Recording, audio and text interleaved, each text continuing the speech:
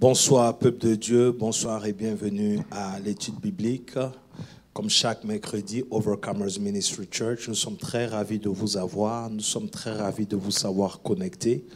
Je veux tout de suite vous dire de partager le direct et d'inviter quelqu'un. Donc, c'est le pasteur Landry et ce soir, je suis en compagnie de l'éminent homme de Dieu qui va se présenter et vous saluer. Shalom, shalom, peuple de Dieu. Pasteur Moses, vous salue. Voilà, comme vous pouvez le constater, nous sommes à deux ce soir. Nous allons faire l'effort de couvrir l'absence de l'apôtre, ce qui ne sera pas facile, mais par la grâce de Dieu, Amen, amen. Ça va aller.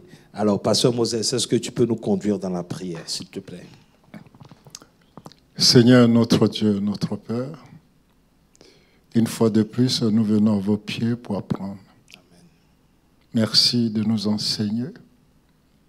Merci pour la révélation. Merci pour l'onction. Et merci pour les vies qui seront transformées au travers de ce temps. Amen. Et que votre nom soit glorifié à jamais. Au nom de Jésus. Amen. Amen. Encore une fois, bienvenue. Partagez le direct, invitez quelqu'un et n'hésitez pas à nous faire parvenir des messages si vous avez des questions ou des suggestions. Et on espère vraiment être une bénédiction pour vous. Alors, dimanche, nous avons été bénis, comme chaque dimanche ici à Overcomers Ministry Church. Dieu a fait grâce à cette assemblée, en tout cas de tout le temps, recevoir le pain de vie, sinon la parole très, très, très profonde et très puissante. Et ce dimanche, nous avons été gratifiés d'un message du pasteur Moses. Pasteur Moses, que Dieu te bénisse. Amen. Amen. Voilà, et le message c'était « Que vois-tu » ? Exact. Que vois-tu ? Et dans le contexte, bien sûr, de ce que nous sommes en train d'étudier, du disciple au serviteur. Oui, je dirais même en commençant par la croyance. D'accord, pas de problème. Mais ici, j'ai envie de dire tout de suite, en tant que serviteur, qu'est-ce que tu vois ? Yeah, c'est Bon, important. Voilà, c'est un peu la corrélation que j'ai essayé de mettre en place. Donc, pasteur Moses, vu que c'est toi qui as prêché, et je sais que quand on prêche, des fois, on a du mal à vraiment enseigner comme il faut, le temps passe tellement vite et tout. Donc, je veux vraiment que ce soir, on prenne le temps pour décortiquer le message et ressortir avec quelque chose pour le peuple de Dieu. Merci, mon pasteur. Je rends grâce à Dieu, comme je l'ai dit dimanche, Amen. pour la vie de notre bishop. Amen. Parce que, comme je l'ai dit, ces 3 derniers mois, ces différents messages qu'il donnait, pour ma part, ça avait attrait à quelque chose de très particulier pour moi. Je ne sais pas comment les autres ressentent, mais moi, je le ressentais vraiment très particulier. Et cela m'a amené à relire, et surtout le prophète Jérémie. J'ai essayé de comprendre certaines choses.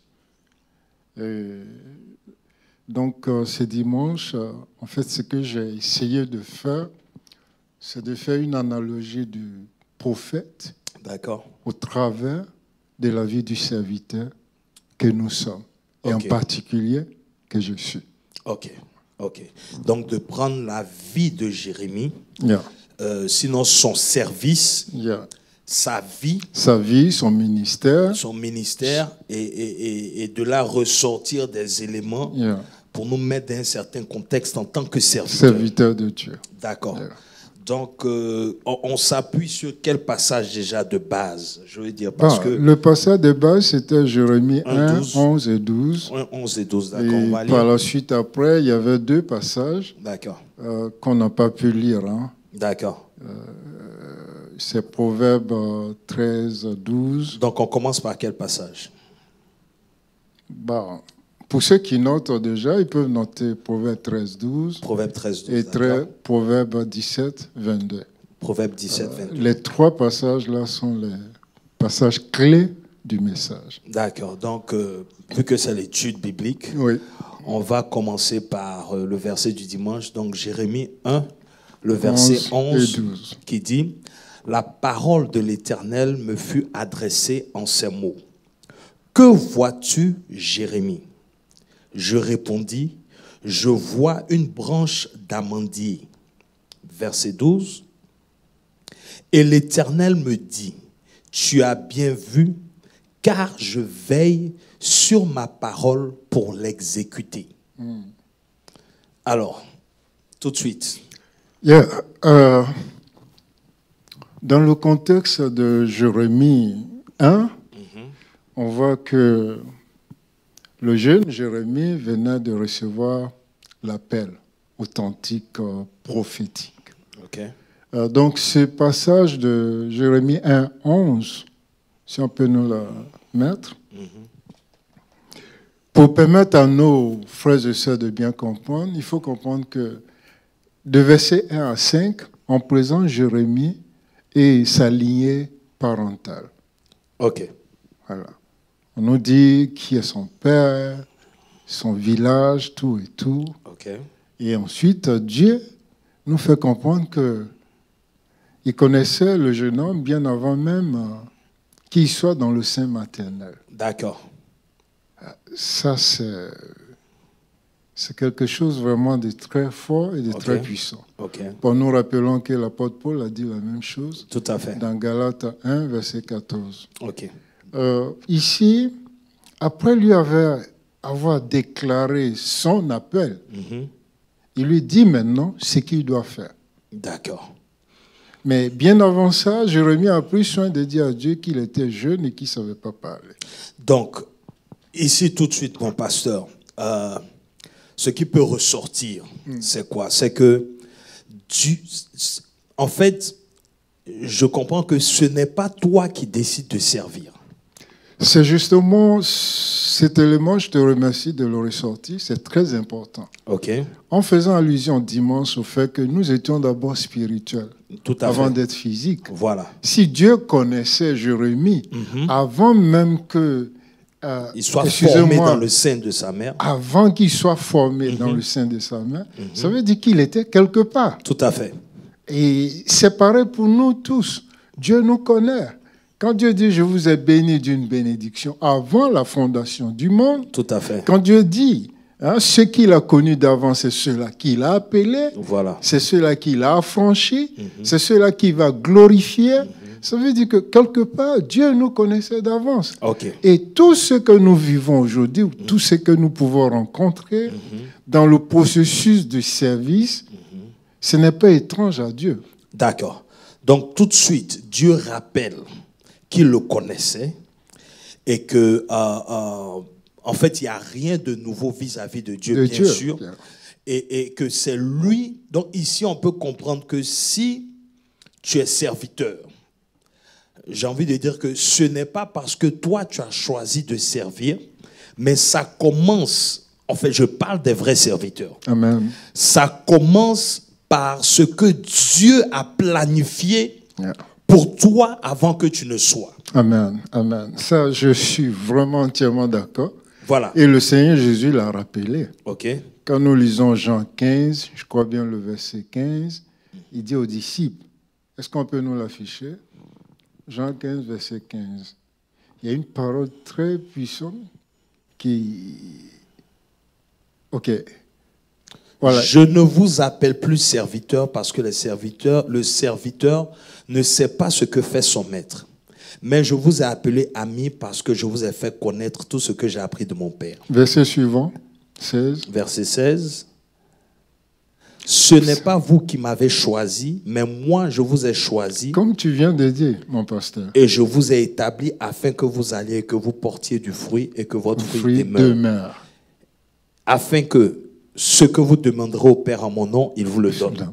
Donc ici, par ces deux versets déjà, ça confirme ce que tu viens de dire. Voilà. À savoir que nous ne sommes pas des personnes qui se sont appelés d'eux-mêmes à servir Dieu. D'accord. Ça, on doit le comprendre. D'accord. Donc, dans la vie du serviteur, c'est Dieu qui choisit, c'est Dieu qui appelle et c'est Dieu qui établit. D'accord. Maintenant, pour revenir au verset 11 de Jérémie, parce que nous sommes au chapitre 1. Yeah. Et déjà, moi, ce qui me fascine, c'est que déjà, je constate qu'il y a une communication déjà entre Dieu et son serviteur. Je veux dire que ce n'est pas un serviteur qui n'a pas l'habilité même de parler à celui qui l'envoie. Je pense que cet élément est important. Oui, tu ne peux pas te lancer. J'ai envie de dire que tu ne seras jamais efficace dans le service si tu n'as pas de communication, j'ai envie de dire d'intimité même, avec celui qui t'a envoyé à le servir. Amen. Voilà ce que je veux dire. Amen. Donc déjà la communication ici, déjà moi je suis impressionné. Tout de suite. Et tu as dit un élément aussi, tu as dit que il vient d'une famille de prêtres. Des prêtres. Je veux dire, bon, tu as utilisé pasteur pour être dans le contexte, mais de prêtres. Donc normalement, dans la descendance, il devait continuer ce que les pères ont déjà fait. Mais voici que Dieu, qui décide de comment tu dois le servir, tu ne peux pas venir avec ton héritage de service, mais tu dois te conformer à ce que lui il veut autant voulu. Merci mon pasteur. Tu l'as très bien décrit et ça, je suis entièrement d'accord. Dans le service que nous faisons pour Dieu, au travers des hommes bien sûr, parce que nous servons les hommes, mais c'est Dieu que nous servons. Tout à fait. Nous devons retenir cet élément-là, à savoir que ce n'est pas nous qui décidons ce que nous devons faire pour Dieu. En d'autres termes, Dieu est comme l'entraîneur de l'équipe. Amen. C'est lui qui choisit ses éléments et qui les place à leur poste. Donc, ce n'est pas parce que tu veux marquer des buts qu'il faut forcément être en attaque. Il peut te mettre en défense et même étant en défense, tu peux toujours marquer des buts. Amen. Pour dire que Dieu choisit parce que Dieu connaît. Il connaît le but de notre appel, ce qui nous échappe aussi parfois. Et en fonction du but fixé par lui, il oriente notre ministère vers là où il veut que nous le servons. Yes, yes. Et parlons de Jérémie, tu as dit quelque chose de très important. Il faut avoir une communion avec Dieu. On a vu que Jérémie disait qu'il ne connaissait rien et qu'il ne pouvait rien dire. Mais qu'est-ce que Dieu fait? Dieu met sa parole dans sa bouche. Il dit, voici, je mets ma parole dans ta bouche. Donc, il est important pour nous, non seulement... Passe au verset 9. Oui. Non seulement... Oui, bien sûr, allez-y. Alors, l'Éternel tendit la main et me toucha la bouche.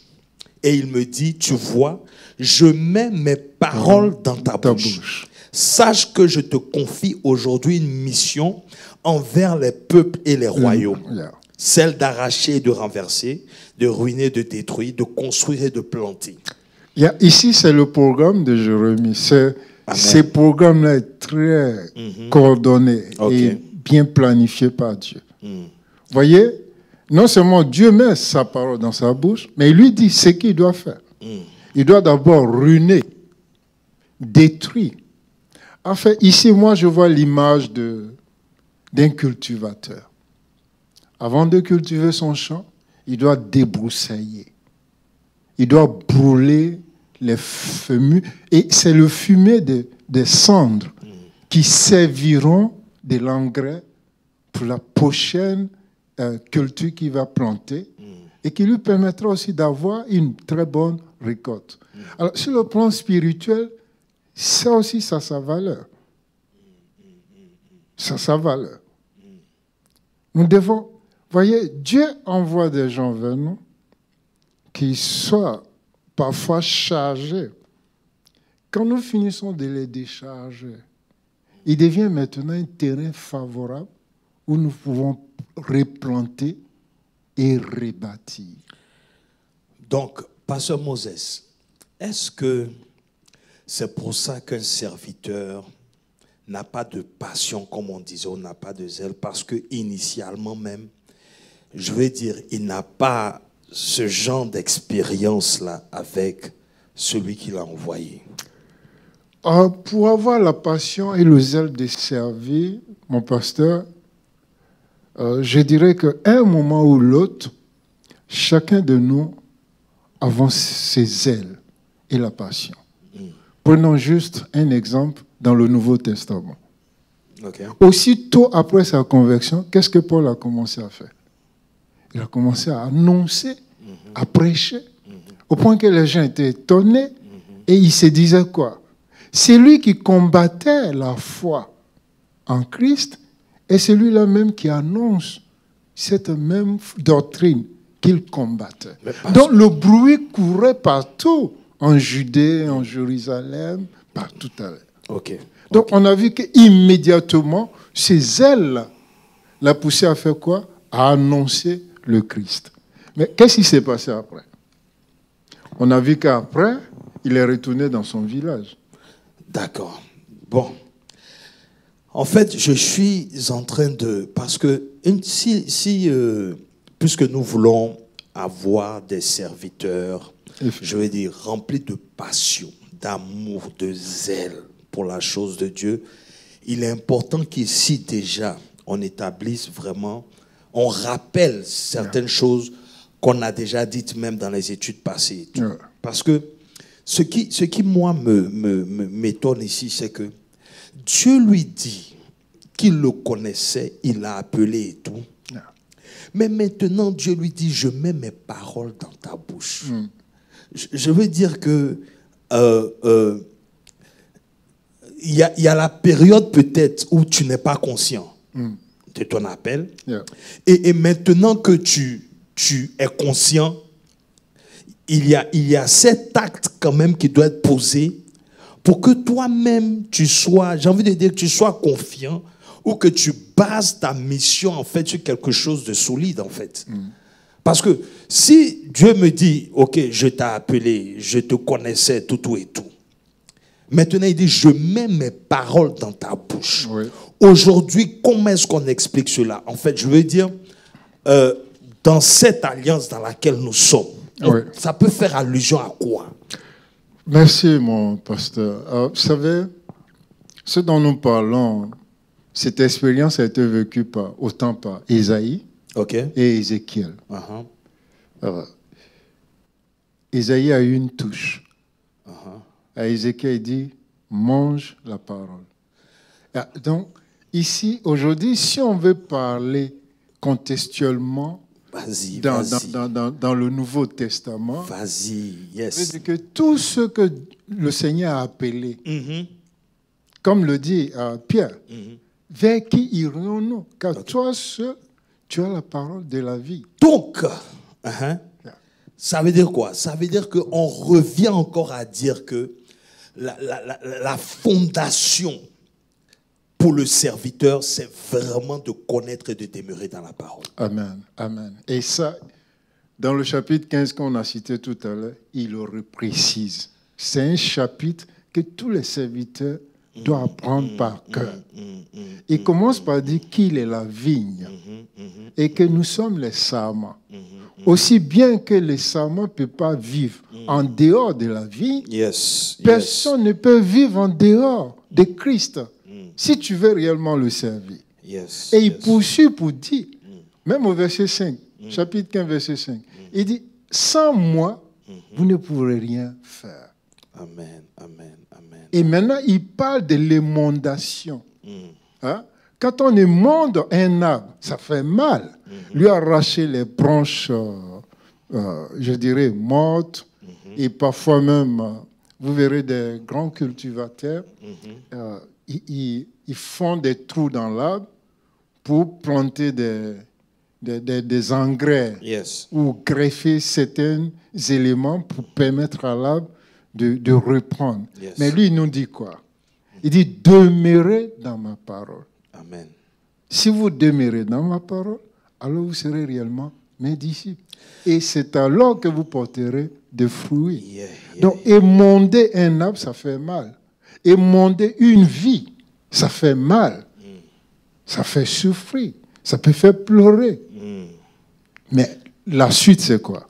C'est que Dieu veut que tu portes des fruits, Dieu veut que je porte des fruits, mais sans être émondé, nous n'allons pas porter des fruits agréables à Dieu. Donc, mais j'ai envie de dire, bon, Jérémie, il est jeune.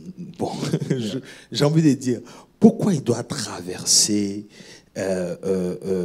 ces épreuves-là? Parce qu'on peut penser que c'est parce qu'il a déjà mené une certaine vie et que Dieu veut l'épurer. Mais pourquoi déjà à ce niveau-là? Dieu veut le façonner de cette manière, en fait. À chaque dispensation, Dieu choisit toujours un exemple. Comme il a fait pour Daniel et ses compagnons, il a fait pour le prophète Osée, en donnant sa vie comme un exemple à Israël. Donc ici, le prophète Jérémie était parfois l'élément que Dieu a choisi pour démontrer à Israël ce qui est réel dans son cœur. Ok. Donc sa vie, comprendre le cœur de Dieu. Sa vie est un message. Est un message. Tout un message. Tout à fait. Et c'est ce qu'on remarque même dans la vie des prophètes. J'ai envie de dire même dans la vie des serviteurs de Dieu.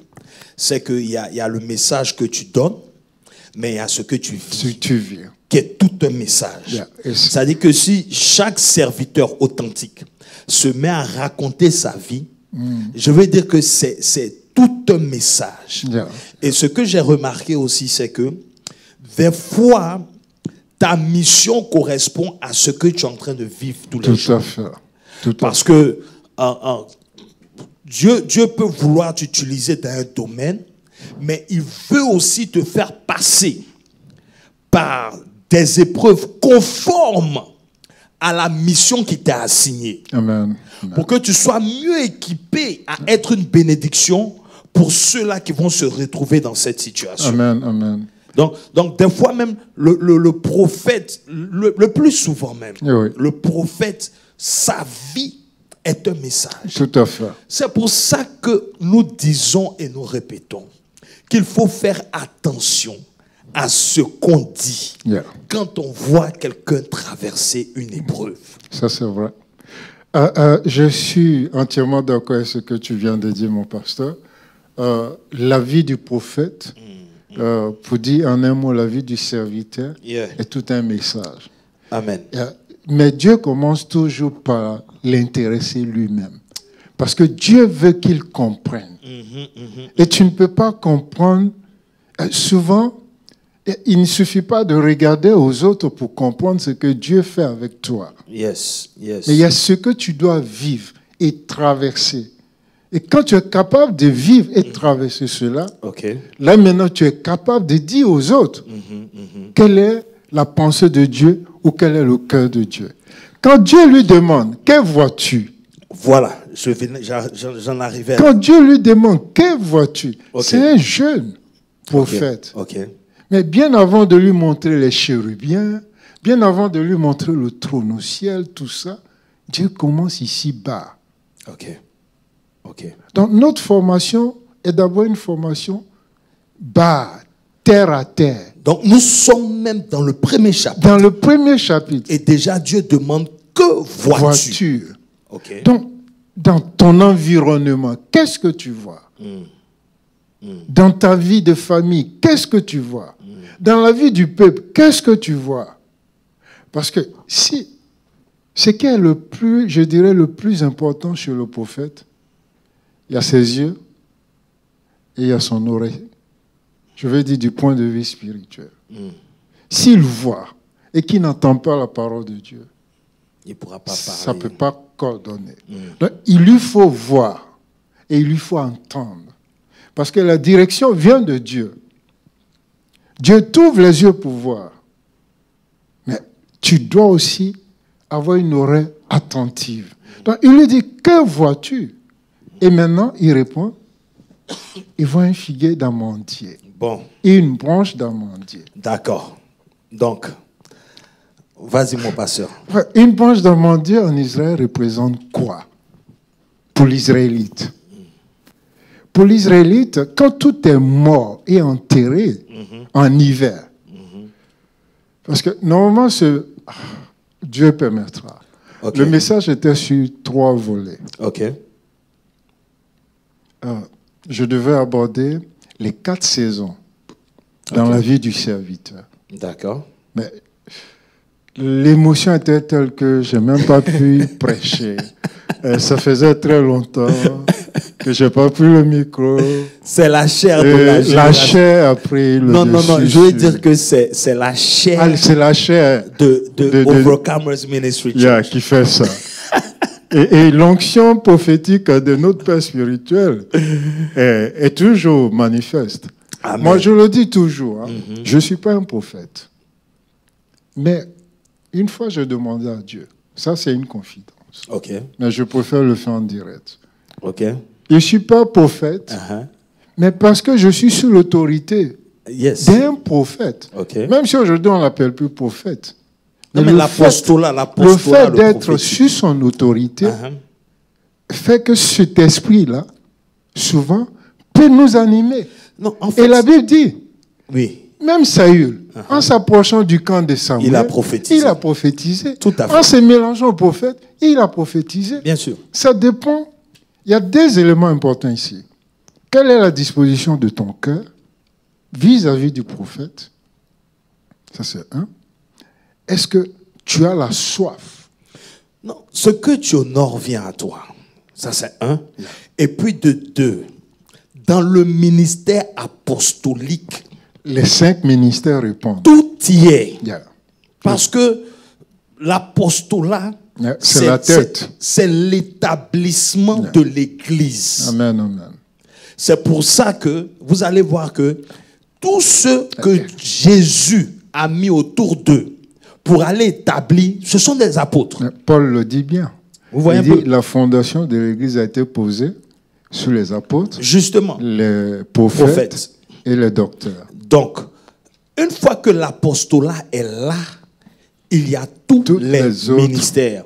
Donc, c'est pour ça que ça ne doit pas nous étonner qu'il y ait des prophètes, qu'il y ait des docteurs. Donc, en fait, mon pasteur, parlons de la prophétie. Puisque le bishop m'a parlé des préparatifs. N'oublie pas, mon pasteur, les 4 saisons. Les 4 saisons, c'est un autre message. Le bishop même dit on ne gaspille pas les messages. Je n'ai même pas eu le temps de prêcher. L'émotion a pris le dessus. Donc, rendez-vous prochain. Donc, parlons de l'amandier. Parce que l'amandier est très important. Tu nous as dit que c'était au printemps. Au printemps, d'abord en hiver. En hiver, pardon. Les 4 saisons, nous savons, c'est automne, hiver, printemps, été. Je sais pas. Mais on parle juste de l'amandier. On y va. L'amandier, généralement, on le voit au début du printemps. Au début du printemps. Tout début du printemps. D'accord. En hiver, tout est silencieux. Tout est couvert. Tout paraît mort. Mais le premier fruit qui germe en Palestine, c'est l'amandier. D'accord. Et ici, le message prophétique derrière, c'est que même si vous voyez tout état sombre, même si Marthe et Marie peuvent dire il est mort, il y a 4 jours, ils sentent déjà la putréfaction. Mais vous, avec les yeux naturels, vous voyez la putréfaction. Vous voyez l'hiver, le couvert. Mais avec les yeux de l'esprit, le Seigneur Jésus, lui, voyait Lazare assis avec lui à table et les Juifs qui venaient pour voir le ressusciter et qui se convertissaient. C'est ça l'amandier. Donc, contextuellement par rapport à Jérémie. Parce que nous sommes dans une période de captivité. Oui.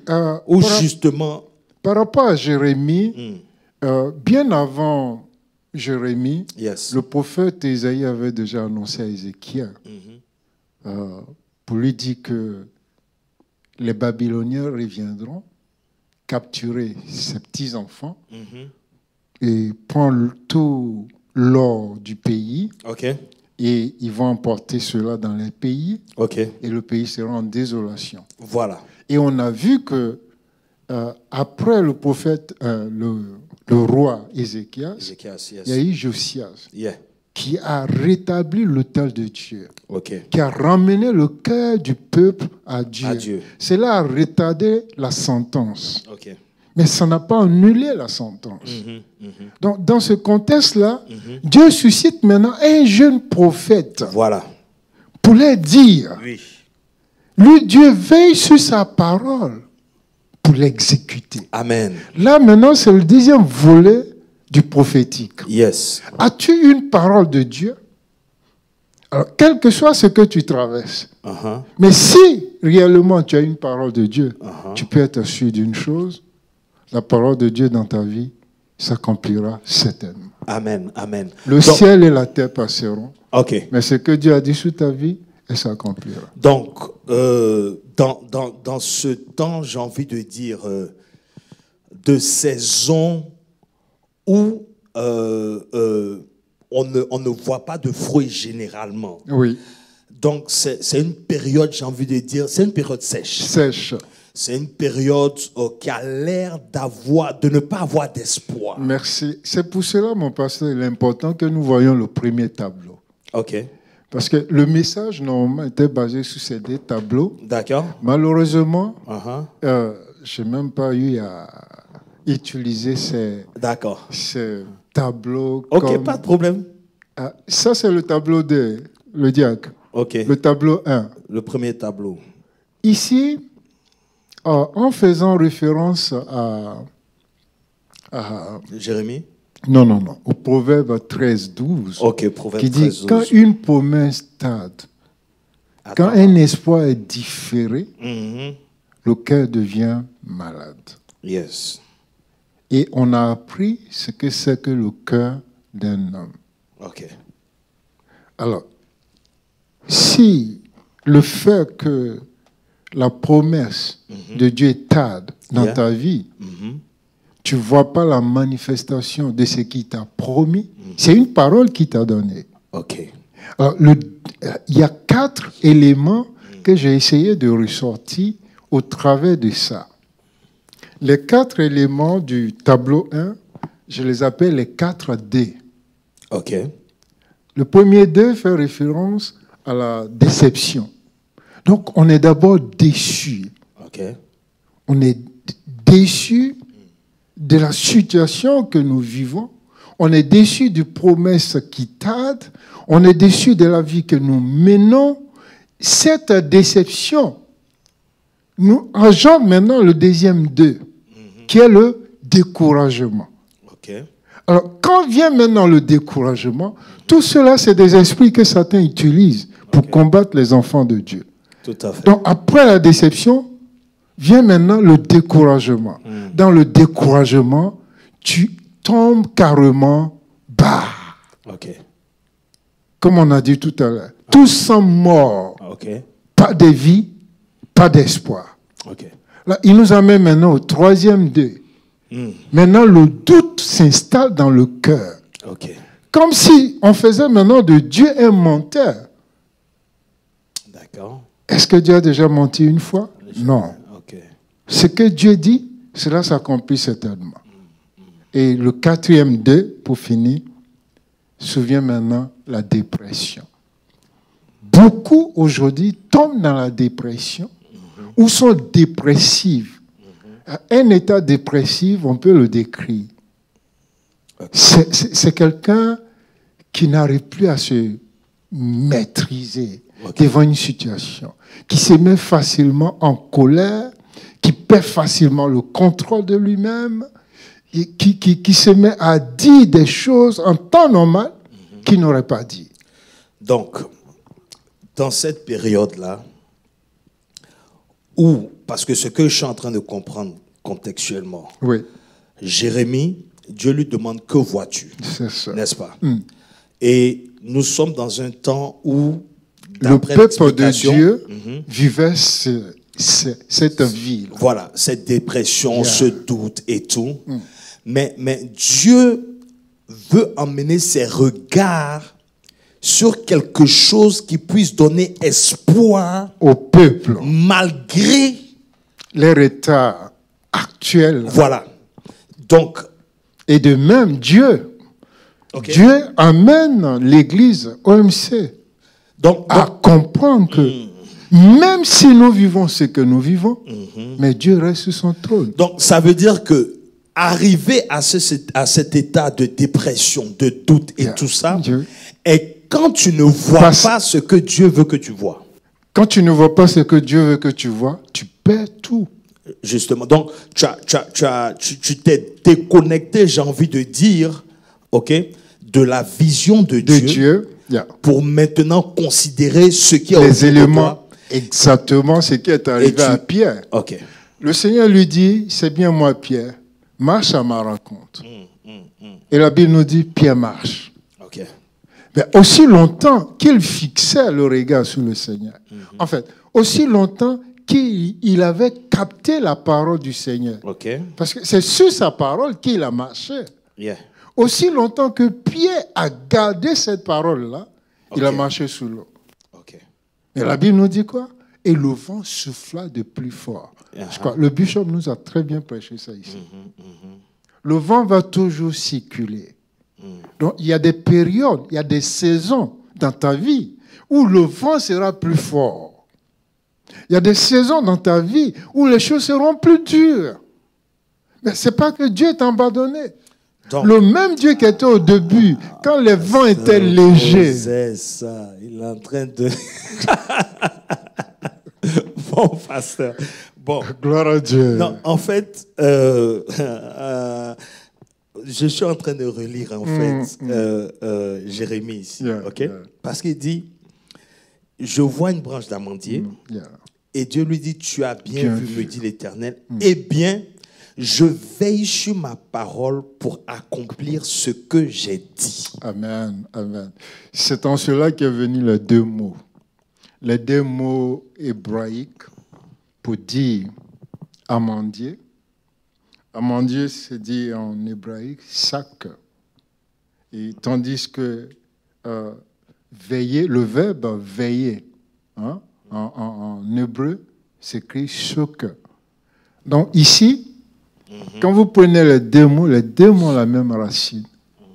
En fait, ce que Dieu lui dit de voir, et ce que Dieu lui dit, je veille là-dessus, c'est la même chose. Les deux versets parlent d'une seule parole.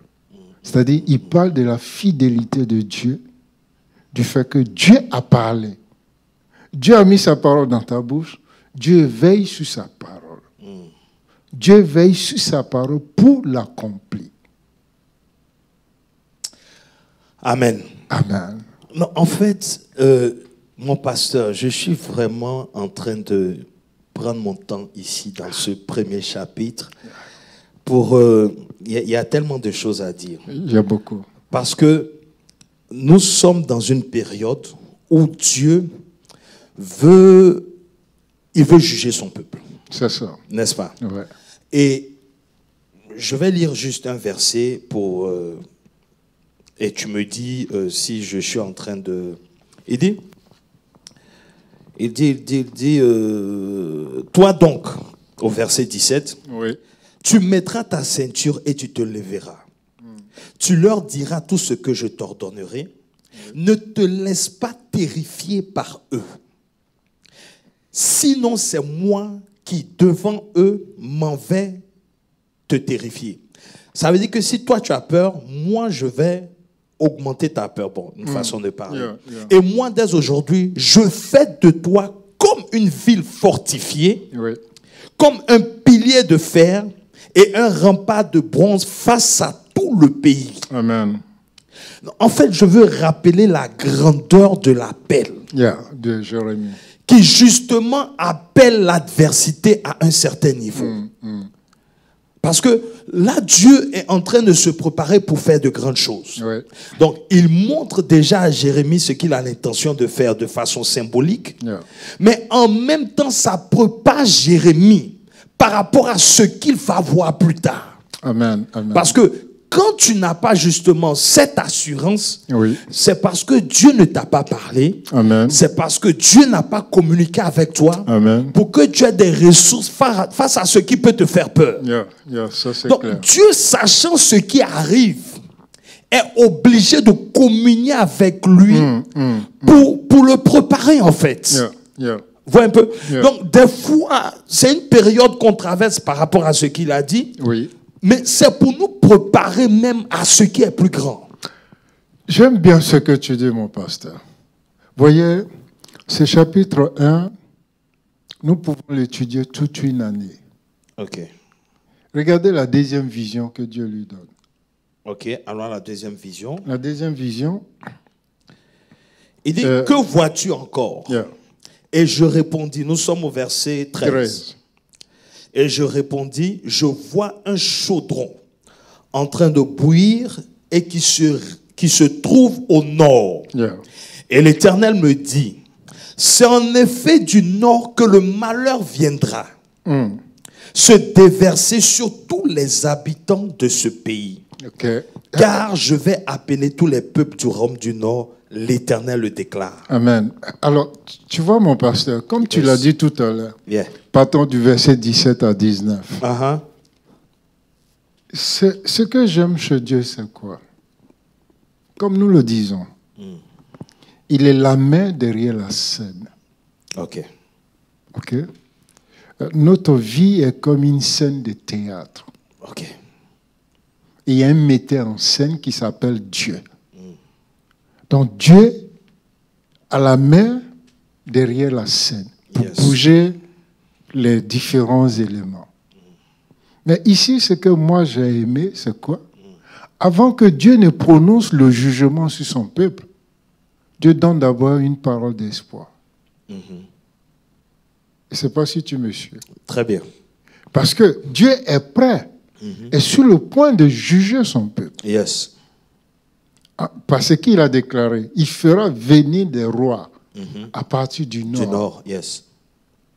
Ça, c'est la chaudière qu'il a vue vers le septentrion. Yes. Alors, Dieu, bien avant qu'il ne prononce le jugement, Dieu montre d'abord au prophète la renaissance d'Israël. Amen.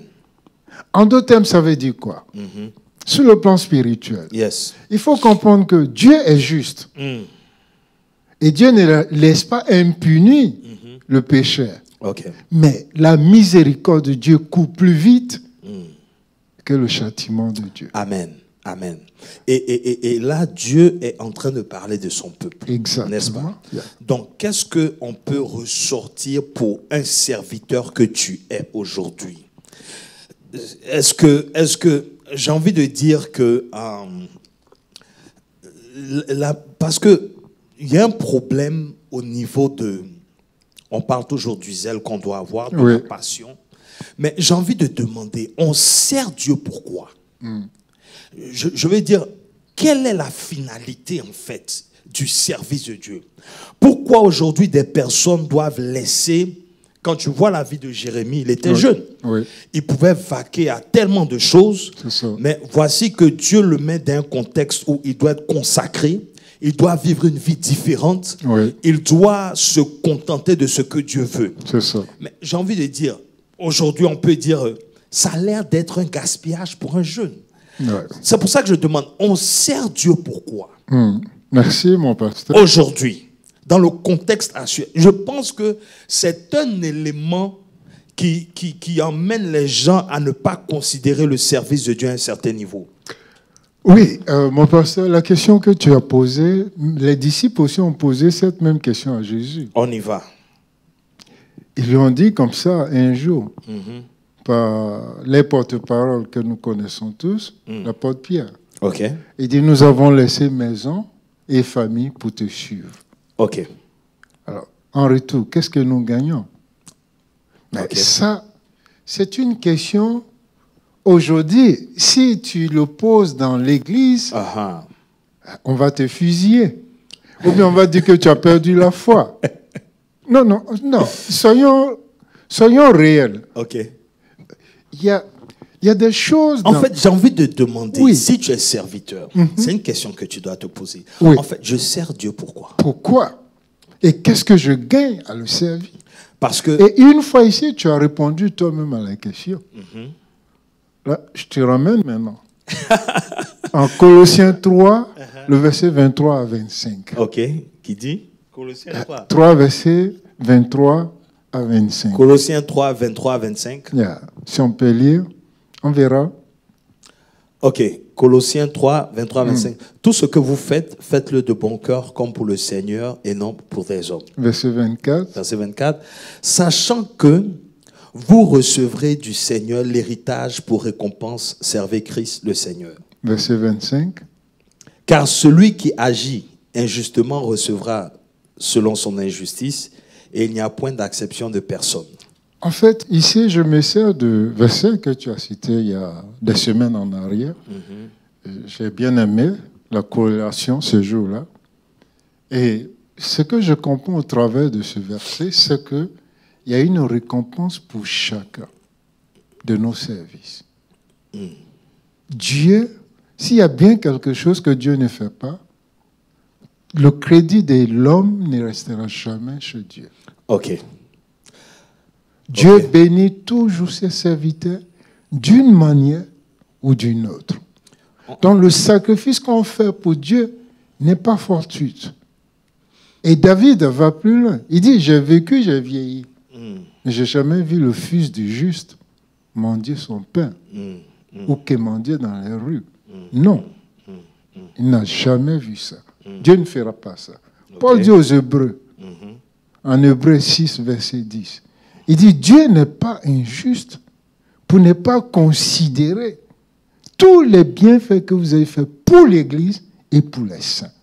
Il vous récompensera certainement. Pour dire que Dieu, il bénit toujours ses enfants. Et il dit, je bénirai ceux qui me craignent. Amen. Et qui me servent jusqu'à 1000 générations. Amen. Si des gens comme nous aujourd'hui, on peut dire on est serviteurs, c'est à cause des sémences qu'ont fait nos parents. Amen. On parle de Timothée. Qui était à la base de l'appel de Timothée? Ce n'est pas son père, c'est sa mère et sa grand-mère qui lui ont transmis cet héritage. Amen. Tout comme aussi aujourd'hui. Donc, juste pour remettre le peuple dans le contexte. Ok. Nous sommes en train d'étudier, nous parlons des fils de Dieu. Mais pour arriver à fils, nous avons commencé à croyant. Par le croyant. Le croyant qui doit être disciple. Et de disciple, il devient serviteur. Et de serviteur, il passe à ami. Ami. Fils de, et puis on entre dans, si tu veux, la position de fils de Dieu. Donc ici, nous sommes en train de parler du serviteur. Donc nous avons déjà dépassé l'étape de croire. Voilà. Et nous avons dépassé l'étape de disciple. C'est ça. OK? Et maintenant, nous sommes dans le service. Donc pour avoir un service efficace, nous sommes en train de relever des points pour emmener tout un chacun justement à revoir son focus par rapport au service. Et nous avons touché à la passion qu'il fallait avoir, l'amour qu'il fallait avoir en servant Dieu et tout. D'accord? Et nous avons même parlé nous avons pris comme exemple même l'apôtre Paul, qui dit que je vois ce que j'avais comme la boue à cause de l'excellence, n'est-ce pas? Et ici, par exemple, je suis dans 1 Corinthiens 15. 1 Corinthiens 15, le verset 57 et 58 qui dit mais loué soit Dieu qui nous donne la victoire par notre Seigneur Jésus-Christ. Maintenant, il dit au verset 58, c'est pourquoi, je ne veux pas lire tout le chapitre, mes chers frères et sœurs, soyez fermes. Ne vous laissez pas ébranler. Ou soyez fermes, inébranlables, travaillant de mieux en mieux à l'œuvre du Seigneur, sachant que votre travail ne sera pas vain dans le Seigneur. Amen. Ma version ici dit, ne vous laissez pas ébranler, travaillez sans relâche pour le Seigneur, sachant que la peine que vous vous donnez au service du Seigneur n'est pas inutile. Amen. Amen. En fait, nous sommes arrivés à un point où aujourd'hui le service est déterminé par ce que les hommes peuvent nous donner. Comprends? Parce que la récompense que nous pouvons avoir ici sur terre tout de suite. En fait, on a perdu la notion même de l'éternité. Yeah. Voilà ce que je veux dire? Parce que pour des apôtres, comme ceux qui ont servi avec Jésus, oui, de consacrer leur vie à l'évangile, oui, au point de mourir comme ils sont morts, oui, on a envie de dire, mais ils ont profité de quoi ici? yeah, Qu'est-ce qu'ils ont bâti comme matériel pour dire qu'ils ont réussi dans la vie comme tout un chacun?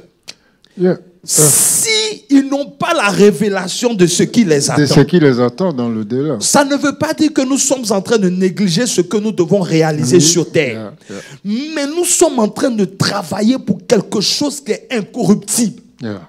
Pour quelque chose qui est éternel. Amen. Qui vaut ce que nous pouvons avoir ici sur terre. Amen. Si nous n'avons pas la pensée de l'éternité, Oui. automatiquement notre service prend un coup. C'est ça. Lorsque l'homme ne te donne pas selon le travail que tu fais. Yeah, yeah. Vois un peu? Ce que vous dites est réel. En fait, nous sommes dans une société aujourd'hui qu'on pourrait appeler une société de valeurs.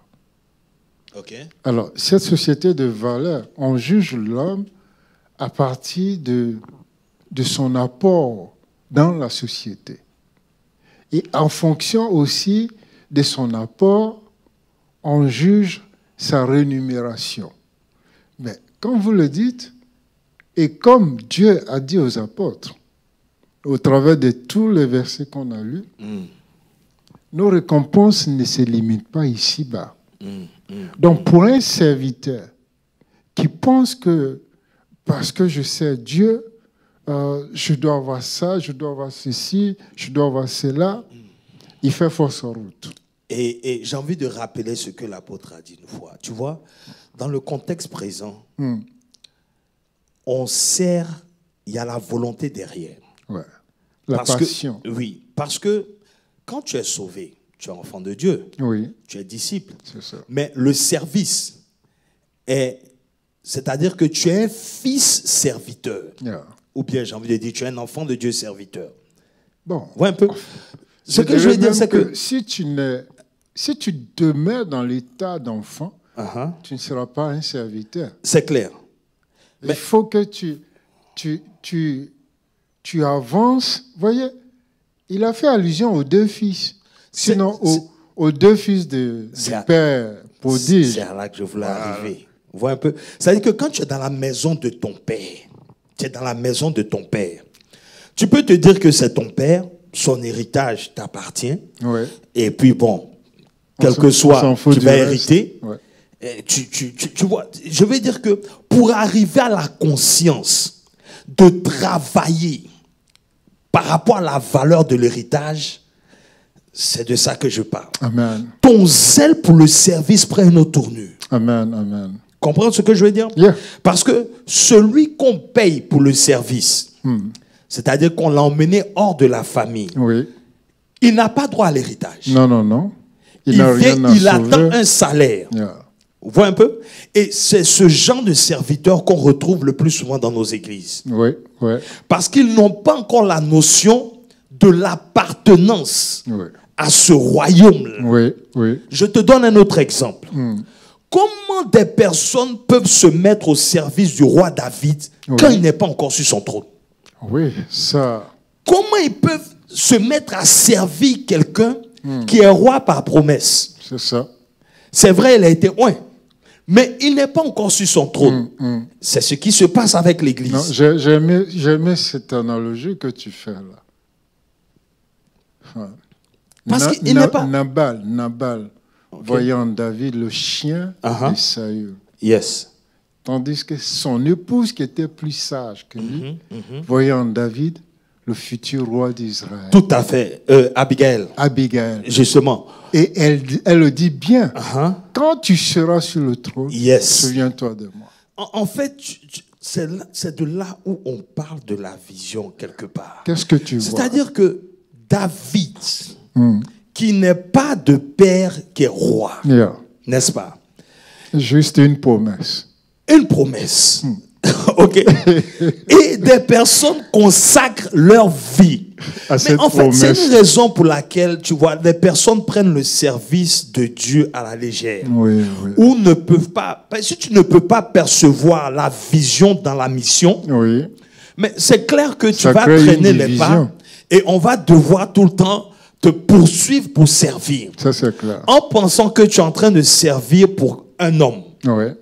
Et ton zèle dépend de la présence ou de l'absence des personnes. Des personnes, yeah. J'ai envie de dire que si tu sers à cause de moi, pardon, réponds-toi.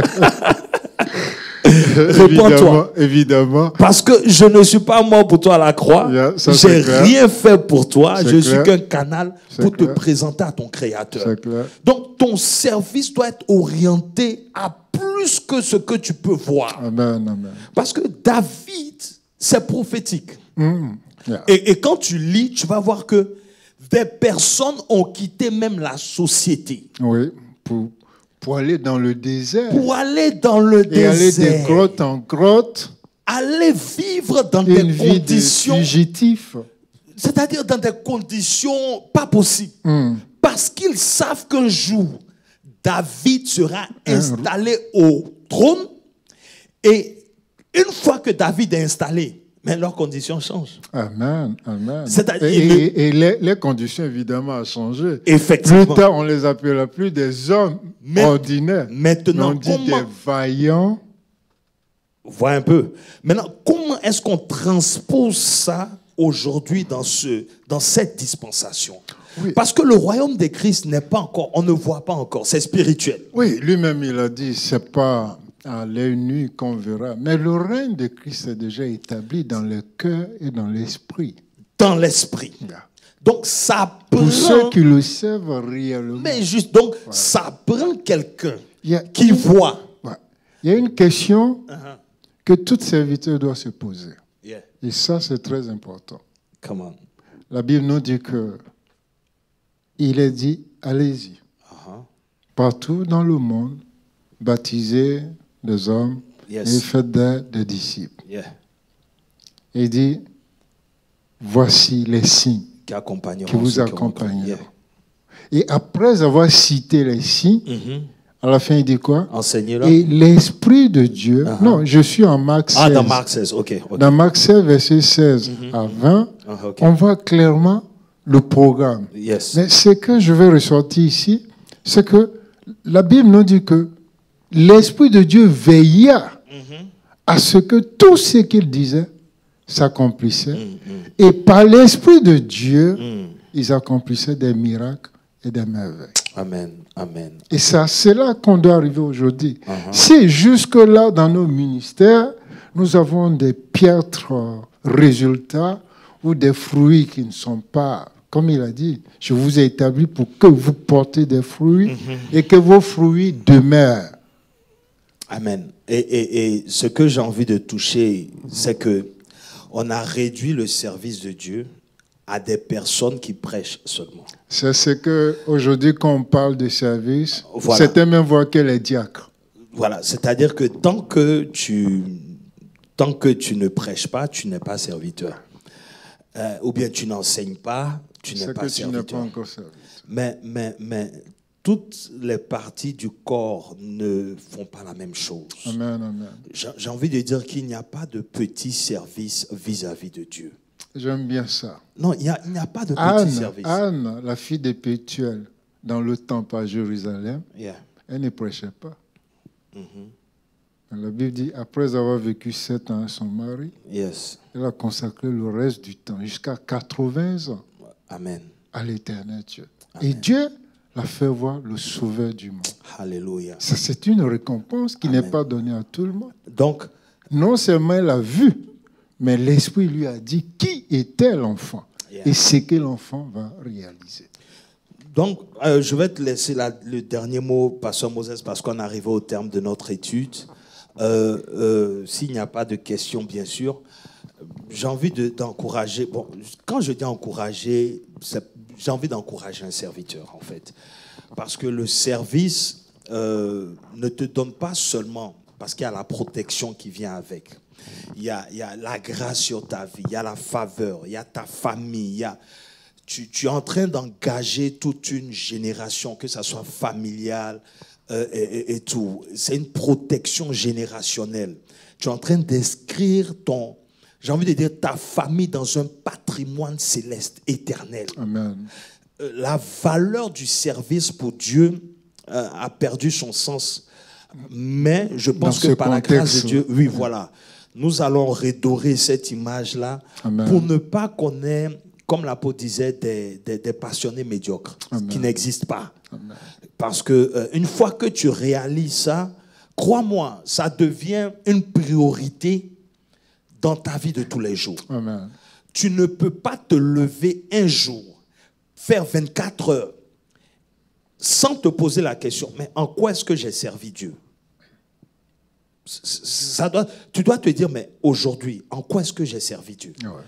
J'ai eu le souffle, en fait, pourquoi? Ouais.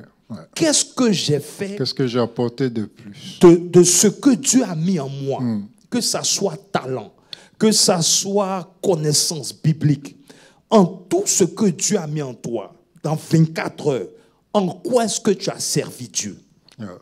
Comprends? Et ce qui est dangereux dans cette dispensation, c'est quoi? C'est que nous sommes une nation de sacrificateurs. Amen, amen. C'est un sacerdoce royal. Amen. Amen.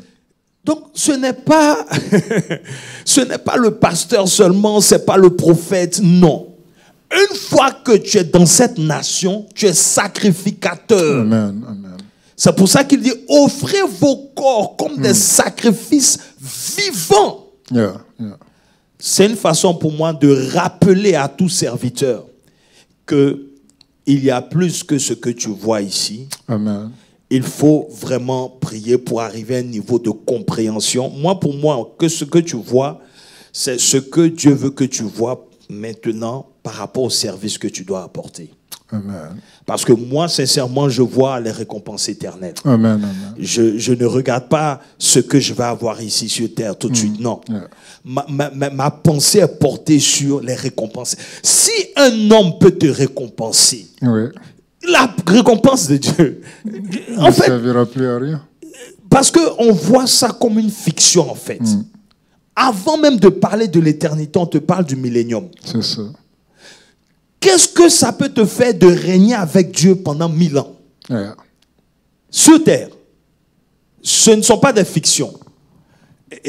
C'est la parole de Dieu. Non, ça, c'est vrai. C'est vrai. Déjà que Jésus soit... que tu règnes avec Christ pendant 1000 ans déjà. Amen, amen. À ce niveau-là, je ne sais pas ce que tu peux utiliser comme comparatif pour que ton zèle prenne un coup. Donc, je prie qu'on arrive à ce niveau. Amen, amen. Pasteur Moses, vas-y et puis tu fais la prière finale. Je voudrais dire merci à tous ceux qui nous ont suivis. Et comme mot de conclusion, la répétition pédagogique, comme on le dit, servons Dieu de tous nos cœurs et sachant que c'est Dieu que nous servons et non des hommes. Et c'est Dieu qui nous récompensera. Les hommes peuvent ne pas reconnaître la valeur exacte de ce que tu fais ou que tu représentes dans la société, mais Dieu, lui, sait juger. Il est le meilleur des juges et il sait aussi valoriser les talents. Et il te récompensera certainement. Et la récompense n'est pas limitée qu'à toi. Ça s'étend sur toute ta famille. Amen. Sur la lignée. Amen. Voilà. À cause de ce qu'Abraham a fait, ce verset-là m'intrigue toujours. La Bible dit, Abraham paya la dîme de Lévi. Amen. Lorsqu'il a rencontré Melchisedec. Yes. Ça veut dire que ces jours-là, ce qu'Abraham a pris pour servir Dieu, Dieu a considéré même son arrière-petit-enfant. Alléluia. Dans cette bénédiction. Amen. Or, cet enfant ne connaissait même pas Dieu. Amen. Il n'était même pas encore né. Amen. Mais déjà là, Dieu a mis à son compte ce que son arrière-grand-père avait fait. De même, toi aussi, Si tu peux faire quelque chose d'excellent pour Dieu, n'hésite pas. Il faut le faire. Il dit sur 1000 ans. Il faut le sur faire. 1000 ans. Alléluia. Et que Dieu vous bénisse. Amen. Et que votre vie soit rayonnante de joie. Amen. Que votre bonheur s'accroisse. Amen. Que ceux qui sont déçus, comme je l'ai dit, déception, découragement, doute et dépression, yes. qu'ils soient guéris. Amen. Car il est celui qui guérit les cœurs. Au nom de Jésus. La première mission de Jésus sur terre, c'était de guérir les cœurs. Amen. Que la parole de Dieu que vous entendez tous les jours sous cette antenne guérit quelque chose dans votre vie. Au nom de Jésus. Qu'elle vous donne d'être mature. Au nom de Jésus. Qu'elle vous donne de vous élever dans la prière et dans la méditation de sa parole. Au nom de Jésus. Car une prière basée sur la promesse de Dieu est oui et amen. Amen. Père, nous te disons merci. Merci Seigneur. Pour ce temps. Merci pour ton serviteur qui s'est disposé. Merci pour la vie de l'Église. Merci pour la vie de l'ange de la maison. Merci pour tous ceux qui servent dans cette Église. Et nous prions, Père, selon ta parole et tes promesses, qui ne manque de rien au nom de Jésus-Christ. Amen. Nous ne parlons pas du point de vue matériel. Il y a ce que l'argent peut payer, mais l'argent a des limites. Là où l'argent s'arrête, que toi, Dieu, tu prennes le contrôle et qu'il sache que si ce n'est pas Dieu, là, tout mon argent ne pouvait rien faire. C'est ce genre de témoignage, Seigneur, que nous voulons entendre. Merci de bénir les cœurs. Merci de bénir nos vies. Merci de bénir ton Église. Au nom de Jésus-Christ. Amen. Amen. Amen. Amen. Que Dieu vous bénisse.